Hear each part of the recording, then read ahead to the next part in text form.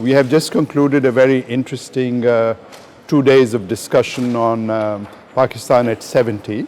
It looked at various things, but one of the dimensions that the summit considered was the economic dimension, development and its dividends. And one sub-part of that topic actually is the demographic dividend. Pakistan, as many people know, has a rapidly growing population, and within this rapidly growing population there is a very large group of youth, basically 60 to 65% of the population is below the age of 30. Now, when you have such a population, it sets up the potential for a demographic dividend in the sense that you have young people who are capable of working and who are, in a sense, in the prime of their working lives, their careers, their abilities, their capabilities, and can contribute a lot to society, unlike much younger people, let's say under 15, who are still in school and in some senses a burden to society, at least until then, or much older people, say after 65, who are retired and then again have to be in their current lives contributing less and taking more from society.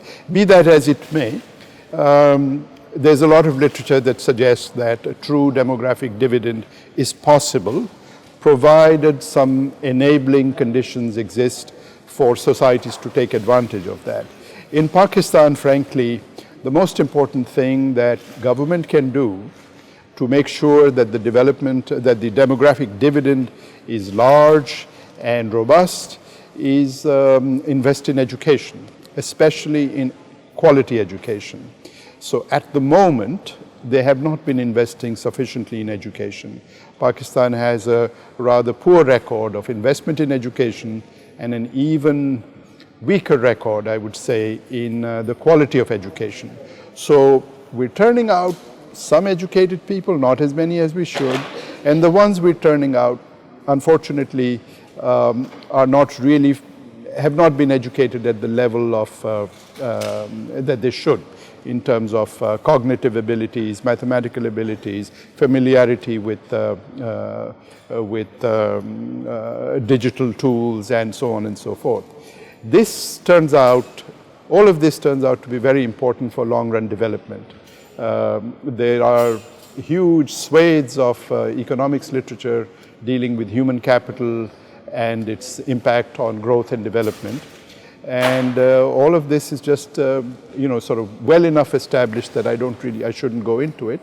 But if the government of Pakistan, if the provincial governments of different provinces of Pakistan, because education is a provincial subject, if they can seize this moment and really improve the quantity and quality of education in Pakistan, that would be possibly the best way of ensuring that Pakistan's potential will be realized. Now there are lots of details, especially when it comes to education quality. No one can claim to be an expert. This is a difficult field and it's probably very context specific. What exactly you have to do depends on the context. Nevertheless, once government and academics in the country start paying attention to the quality issue in education, much can be done, and one can learn and then improve upon that, derive lessons from whatever has been going on, and do quite a bit. So I would say, if I had to choose one area where government should focus, especially in relation to the demographic dividend, it would be education.